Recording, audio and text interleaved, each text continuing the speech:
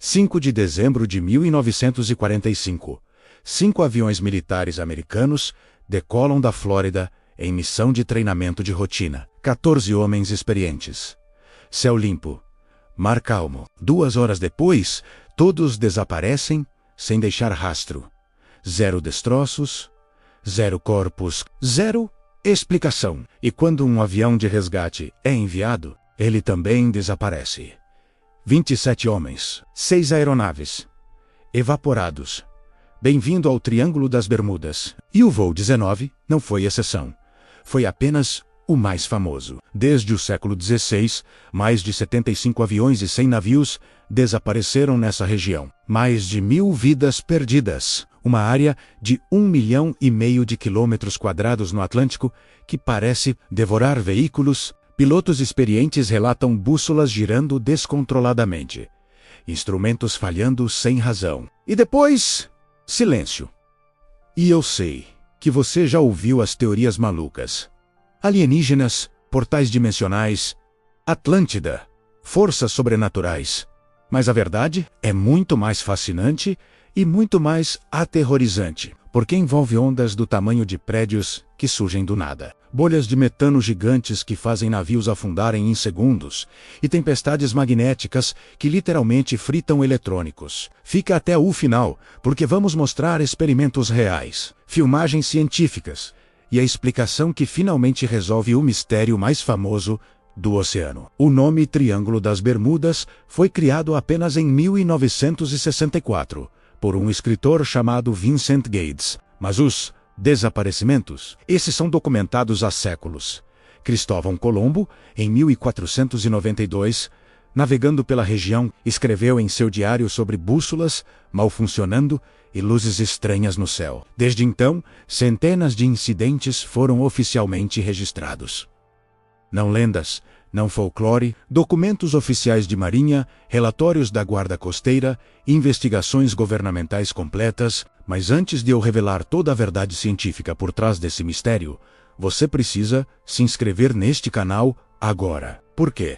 Porque este é o terceiro vídeo da nossa série Mistérios Resolvidos pela Ciência. Já explicamos o navio fantasma Mary Celeste, a colônia perdida de Roanoke e o desaparecimento ártico de Anjikuni Lake, todos com evidências reais e ciência de verdade. Zero sensacionalismo, zero alienígenas. Só pesquisa séria e explicações fascinantes. Detona esse botão de inscrever, ativa o sininho e vamos mergulhar no Triângulo das Bermudas. Então vamos começar pelo caso mais famoso. O que realmente aconteceu com o voo 19? Por que 5 aviões militares, em condições perfeitas, com pilotos experientes, simplesmente sumiram?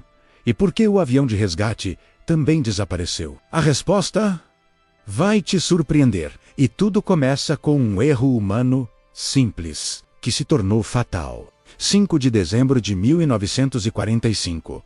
Fort Lauderdale, Flórida, base naval aérea. É uma quarta-feira comum. O clima está perfeito. Céu limpo, visibilidade excelente. Mar calmo. O tenente Charles Taylor, de 28 anos, um piloto experiente com mais de 2.500 horas de voo. Lidera 5 bombardeiros torpedeiros, também Avenger, numa missão de treinamento de rotina chamada Navigation Problem Number 1. O objetivo? Voar para leste sobre o oceano, praticar bombardeio em um alvo e retornar. A duração estimada: 2 horas. Simples, seguro.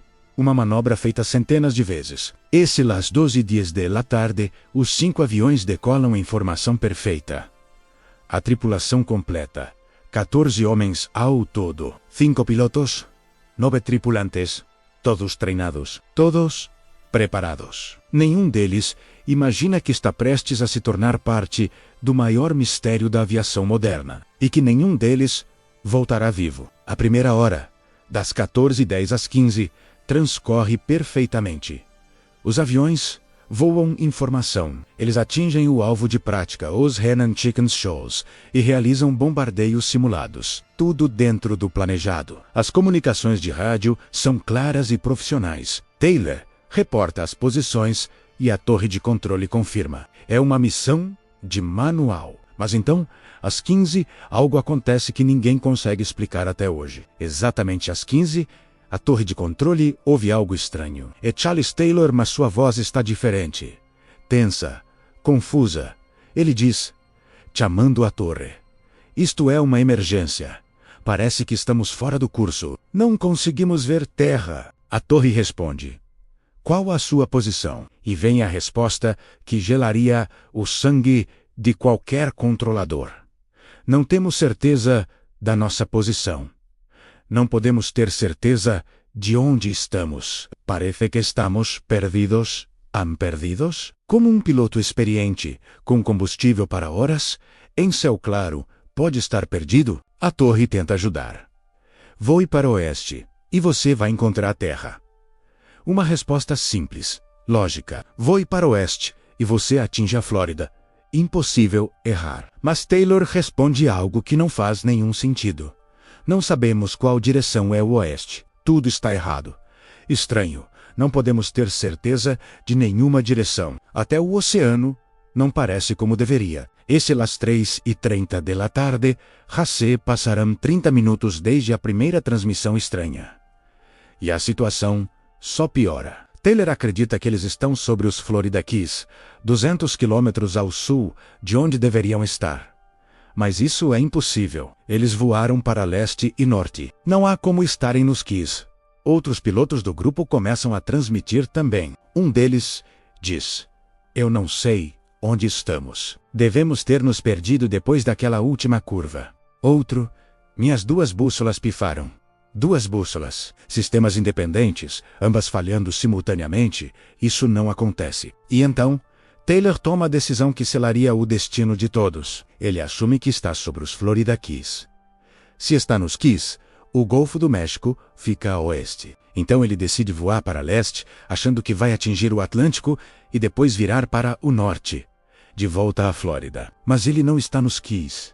Ele está a leste das Bahamas. Voar mais para leste significa oceano aberto sem fim. E o combustível está acabando. Das 16:30 às 17, chegam as últimas transmissões. Taylor está claramente desesperado agora. Sua voz mostra pânico contido.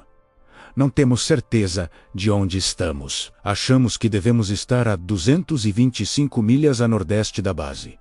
Finalmente, ele está perto da posição real, mas é tarde demais. Uma transmissão entre os pilotos é interceptada. Não para a torre, mas entre eles. Droga, se pudéssemos apenas voar para o oeste, chegaríamos em casa. Rumo ao oeste.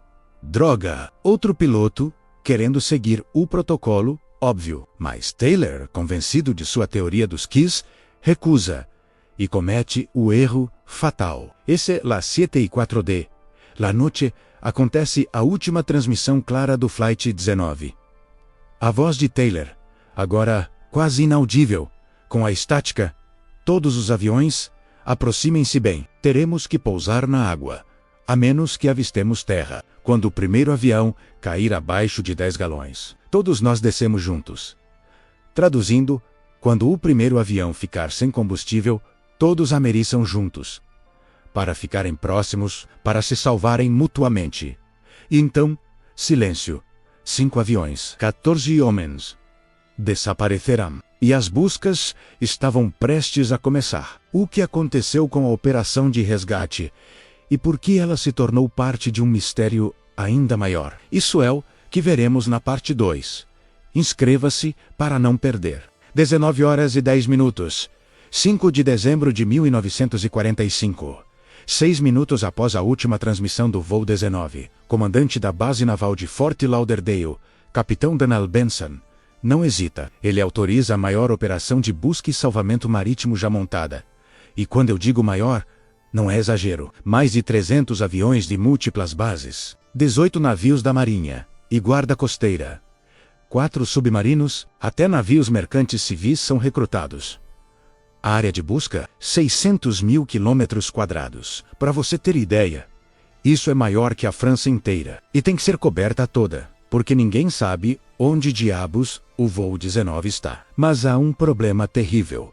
ninguém sabe por onde começar. A última posição de Taylor era 225 milhas nordeste, mas isso era há 30 minutos. Com o combustível restante, eles podiam ter voado mais 200 quilômetros em qualquer direção. Norte, sul, leste, oeste. Isso cria um círculo de possibilidades de 800 quilômetros de diâmetro. Está escuro e uma frente fria está chegando com tempestades. E as ondas estão aumentando para 4 metros de altura. Se o voo 19 ameaçou, os aviões também Avenger afundam em menos de 60 segundos. Os homens têm coletes salva-vidas, mas na água, a 20 graus Celsius, a hipotermia mata em 2 horas. O relógio está correndo. E a cada minuto, as chances diminuem. 19 horas e 27 minutos. A base aérea naval de Banana River, 100 quilômetros ao norte, envia seu melhor avião de resgate. Um hidroavião Martin Mariner. Matrícula Training 49, é uma besta de máquina. Bimotor, 23 metros de envergadura. Pode pousar na água e decolar de novo. Perfeito para resgate marítimo. Comandante, Tenente Walter Jeffrey, 39 anos. Veterano da Segunda Guerra Mundial com mais de 3.000 horas de voo.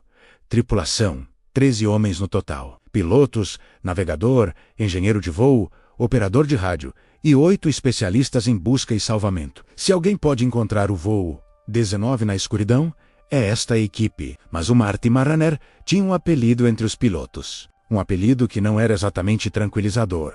Flying Gas Tank, o tanque de gasolina voador. Por quê? Porque o modelo tinha um problema conhecido.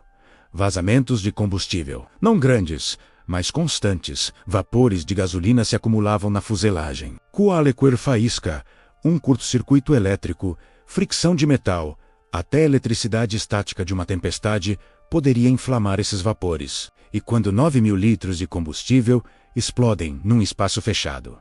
Bem, não sobra nada. Os pilotos brincavam nervosamente. Não acenda um cigarro no Mariner. Mas naquela noite, ninguém estava rindo. Era o avião certo para a missão. E Jeffrey sabia dos riscos. Todos sabiam. E foram mesmo assim. 19:30 a 19:50. Por 20 minutos, tudo corre perfeitamente. O Martin Mariner voa abaixo, 150 metros de altitude. Ideal para observação visual. Jeffrey reporta posições regularmente. A torre confirma. A tripulação está funcionando como uma máquina bem oleada. Observadores com binóculos potentes varrem o Oceano Negro, procurando qualquer reflexo, qualquer sinal de destroços ou sinais luminosos de sobreviventes. Lanternas de 1 milhão de candelas apontam para baixo, criando círculos de luz sobre as ondas. Nada ainda, mas eles estão se aproximando da área da última transmissão de Taylor. Às 19:50, Jeffrey transmite, chegando à zona de busca, iniciando o padrão de varredura. A torre confirma. Recebido. Training 49. Boa sorte. E então? 19:51. Um minuto depois. Silêncio. Mas desta vez, diferente do voo 19 a Testemuna, o navio cargueiro SS Ganes Mills está a apenas 30 quilômetros de distância. Às 19:50 e alguns segundos, marinheiros no convés veem algo que nunca esquecerão. Uma bola de fogo massiva explode no céu. Não é relâmpago, não é meteoro, é algo explodindo. Chamas laranjas iluminam as nuvens. Destroços caindo em cascata como chuva de fogo. O capitão do Gaines Mills corre para a ponte. Vê a bola de fogo descendo. Impacto com a água. Segunda explosão gigante, vapor superaquecido encontrando fogo. Cogumelo de fumaça subindo. Ele grita. Toda a velocidade para aquela posição. Agora, o Gaines Mills vira e acelera. Mas já sabe, ninguém sobrevive àquilo. O Gaines Mills chega à posição em 18 minutos. A tripulação está preparada com equipamento de resgate. Botes, cordas, coletes extras. Mas quando chegam, não há ninguém para resgatar. Apenas uma mancha de óleo se expandindo. Gigantesca, dezenas de metros de diâmetro. Destroços flutuando, pedaços de metal retorcido. Fragmentos de fuselagem com pintura naval, ainda visível. Um assento, parte de uma asa. Tudo pequeno, nada maior que 1 metro. A explosão foi tão violenta que desintegrou o avião e os 13 homens a bordo. Nenhum corpo é encontrado, nenhum sobrevivente, nenhum sinal de vida, apenas silêncio e óleo e destroços. O capitão do Gaines Mills transmite o relatório mais difícil de sua carreira. Testemunhamos explosão aérea às 19h50. Chegamos ao local, confirmamos destroços de aeronave. Nenhum sobrevivente. Repito, nenhum sobrevivente. A notícia chega a Fort Lauderdale. Minutos depois, a sala de comando fica em silêncio. Oficiais olham uns para os outros incrédulos. Saíram para resgatar 14 homens e perderam mais 13. 27 homens no total. 6 aviões. E o pior, ainda não encontraram o voo 19. A maior operação de busca da história acabou de perder um avião de resgate. E a noite mal começou. A busca continua. Mas agora todos sabem. O Triângulo das Bermudas não é lenda. É algo real. E está matando. E essa é apenas a primeira noite. A busca pelo voo 19 vai continuar por mais 5 dias. Spoiler, eles nunca serão encontrados. Mas antes de eu te contar o resto dessa história absurda, eu preciso saber, o que você acha que aconteceu? Deixa nos comentários. Foi erro humano? Falha mecânica? Ou algo mais inexplicável? E se você está assistindo até aqui, você claramente ama mistérios reais. Então se inscreve no canal agora. Já explicamos o Mary Celeste, a colônia de Roanoke e o Lago Angicuni, tudo com ciência real. E tem muito mais vindo. Ativa o sininho para não perder, porque na parte 3, vamos entrar na ciência. Vamos falar sobre ondas Rogue de 30 metros que surgem do nada e podem virar um navio em segundos. Sobre bolhas de metano gigantes saindo do fundo do oceano que literalmente fazem navios afundarem como pedras. Sobre tempestades magnéticas que fritam instrumentos eletrônicos. E sobre a combinação mortal dessas 3 coisas que transformou o Triângulo das Bermudas no cemitério mais famoso do oceano, a ciência finalmente explica. E é mais aterrorizante que qualquer teoria alienígena. Continua na parte 3. Então, por 70 anos, desde 1945 até os anos 2010, o Triângulo das Bermudas permaneceu um mistério aparentemente inexplicável. Livros foram escritos culpando alienígenas. Documentários especulavam sobre portais dimensionais. Teorias da conspiração falavam sobre experimentos militares secretos. E quanto mais tempo passava sem explicação, mais malucas as teorias ficavam.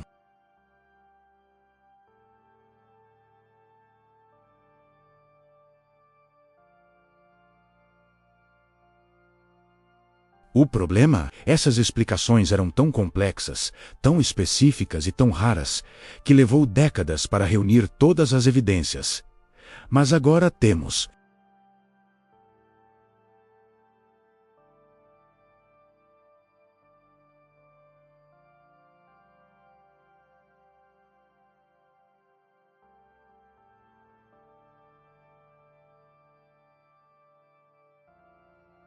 Eles ocorrem em oceanos do mundo todo, mas o Triângulo tem uma combinação única de geografia, correntes oceânicas e clima, que faz esses 3 fenômenos acontecerem com mais frequência aqui do que em qualquer outro lugar.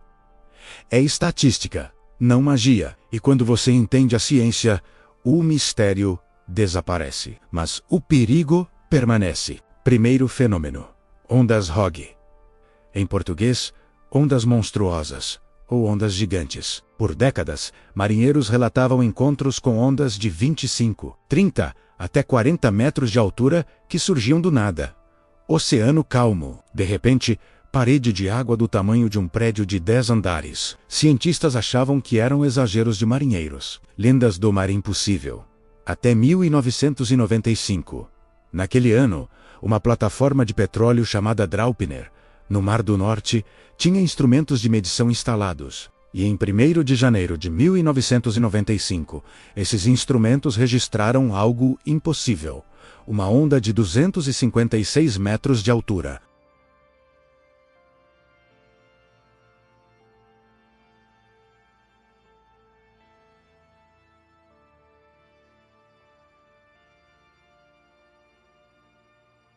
Mas como uma onda Hogg se forma? A explicação é fascinante. Imagine ondas normais viajando pelo oceano. Elas têm frequências e amplitudes diferentes. Às vezes, por puro acaso, várias ondas convergem no mesmo ponto ao mesmo tempo. Quando isso acontece, as amplitudes se somam. Esse ondas de 10 metros convergindo igual a uma onda de 30 metros, por alguns segundos, e depois se separam novamente. É um fenômeno chamado superposição construtiva. É física de ondas básica.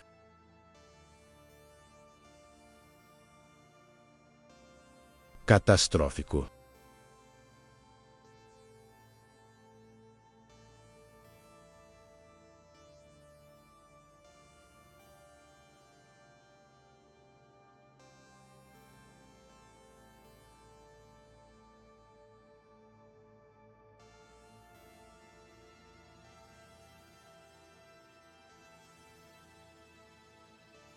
Isso cria condições perfeitas para ondas se comprimirem, se acumularem e convergirem em ondas Hogg. É geologia mais meteorologia igual a desastre. Segundo fenômeno, bolas de metano gigantes.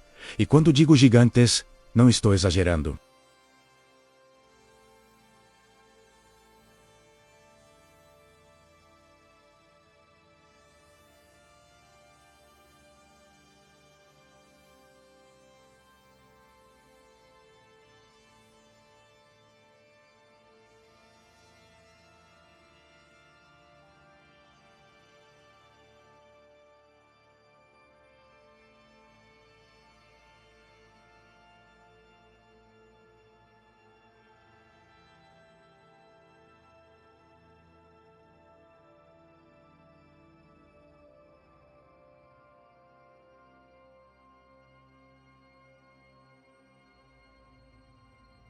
Crateras gigantes no fundo do oceano, até 1 quilômetro de diâmetro, de onde metano tinha explodido, e conseguiram capturar em vídeo submergível bolhas do tamanho de carros subindo à superfície.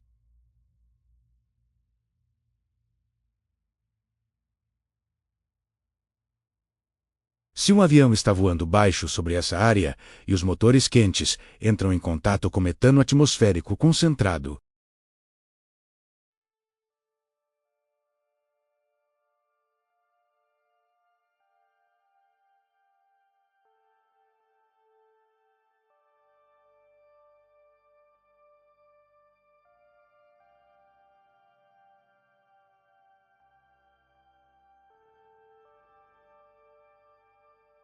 e há registros geológicos de erupções massivas de metano acontecendo ali a cada 5.0100 anos.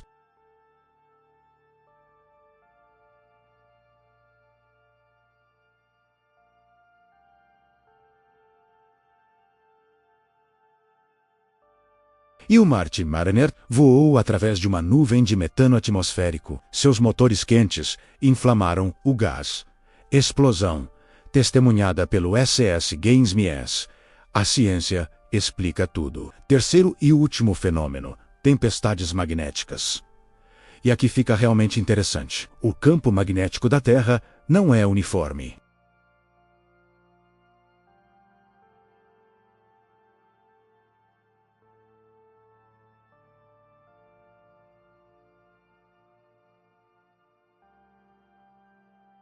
Estudos da NASA mostram que o campo magnético ali pode variar até 20% em distâncias curtas.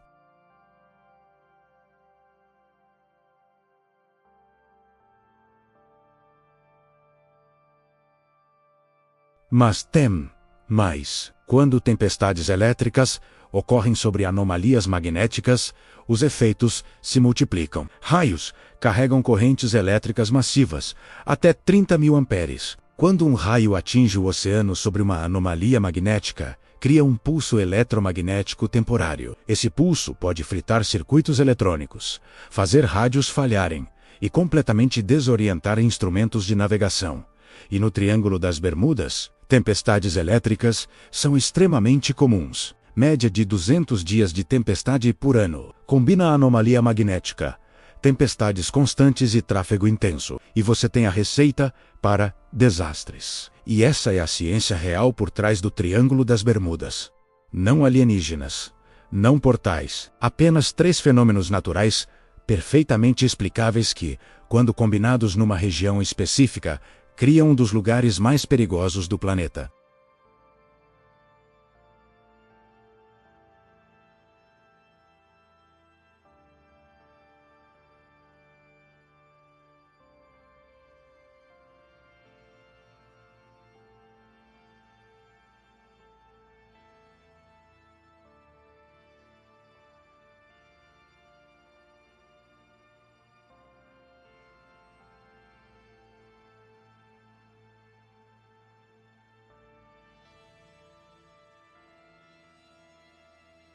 Na parte 4, vamos falar dos outros casos famosos do Triângulo das Bermudas.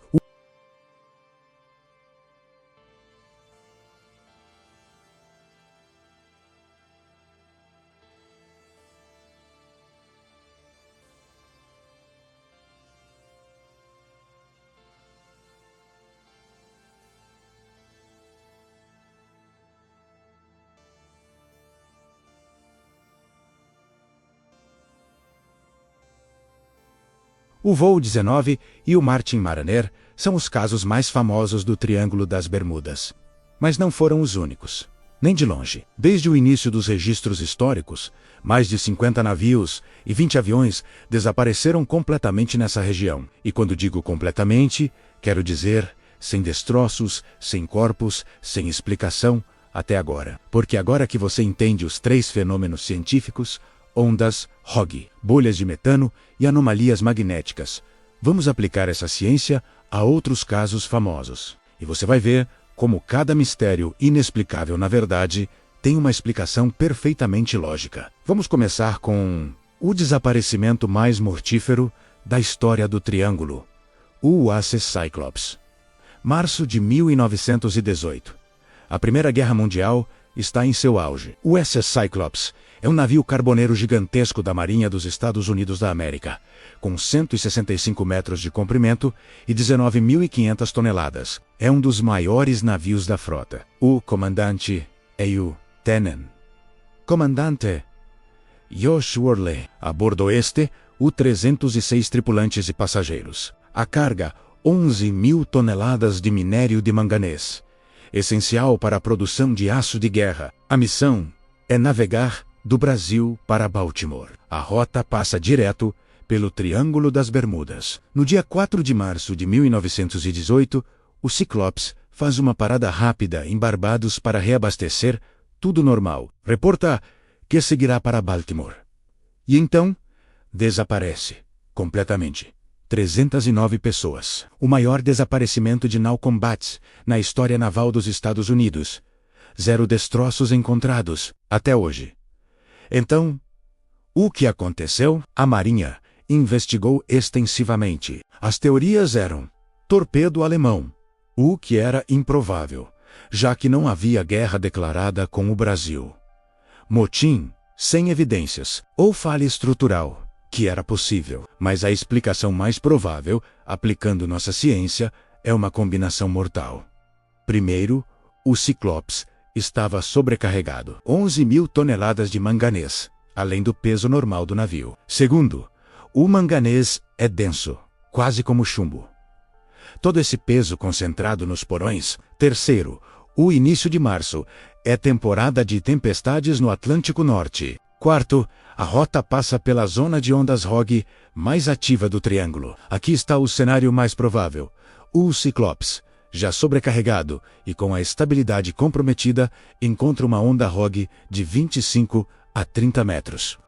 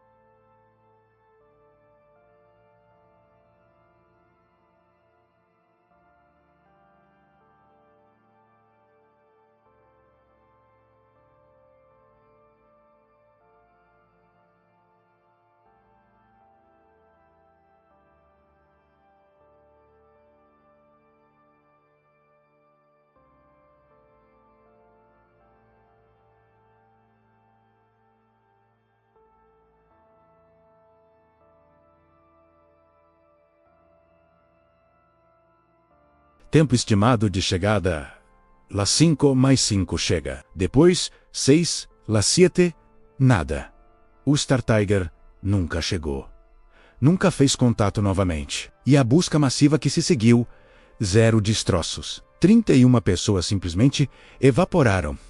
A investigação oficial concluiu: causa do acidente desconhecida e frustrante. Mas honesto, mas aplicando nossa ciência, há várias possibilidades. Primeiro, o Avro Tudor 4 tinha um problema conhecido: aquecedores de cabine defeituosos. Em altitude, as temperaturas caem para menos 40 graus Celsius. Se o aquecedor falha, a tripulação pode sofrer hipotermia rapidamente, levando a erros de julgamento. Segundo, a última posição reportada estava na zona de anomalia magnética. As bússolas podiam estar dando leituras erradas. Terceiro, era noite, voando sobre o Oceano Negro, sem referências visuais. É fácil perder a orientação. Quarto, uma tempestade estava se formando na região. Possível encontro com turbulência extrema ou gelo em altitude. O cenário mais provável: o Star Tiger entra na zona de anomalia magnética. As bússolas começam a dar leituras estranhas. O piloto tenta corrigir, mas está voando no escuro total, sem referências visuais.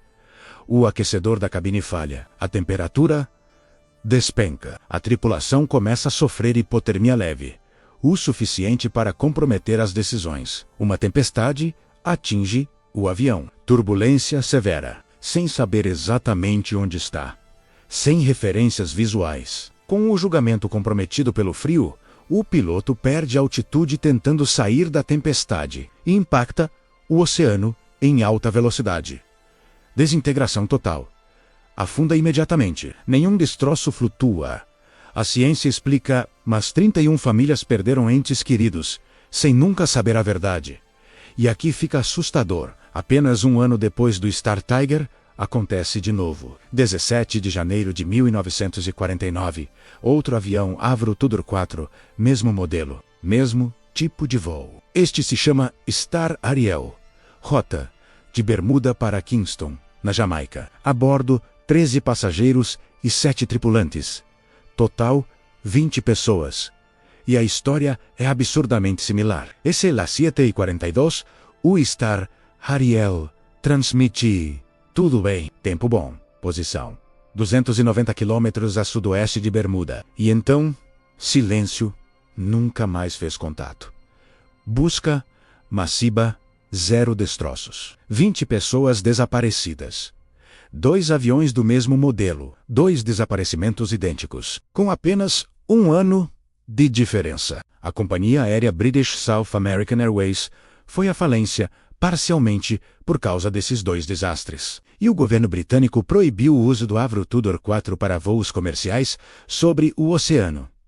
Então, o que estava acontecendo com o Avro Tudor 4? Investigações posteriores revelaram múltiplos problemas de design.